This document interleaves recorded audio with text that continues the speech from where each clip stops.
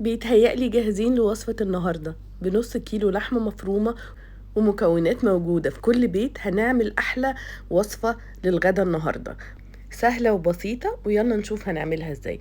أول حاجة هنا في وصفتنا النهاردة مقطعة مكعبات البطاطس، رشيت عليها رشة ملح وكمان فصوص الثوم، الكميات دي زي ما تحبوا، وهاخدها على النار لحد ما تستوي.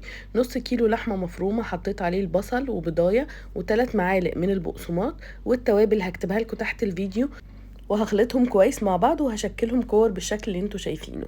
وهنبدأ نشوحهم في الطاسة على النار لحد ما ياخدوا اللون اللي انتوا شايفينه ده. هسيبهم على جنب، وبعد كده في حلة تانية او طاسة تانية احط قطعة زبدة، 2 طماطم متقطعة مكعبات، وكمان هضيف عليها معلقة من الصلصة والتوابل ملح وفلفل، وكوباية كبيرة من المية، ورشه من الريحان دي اختياريه بس انا بحب طعمه قوي.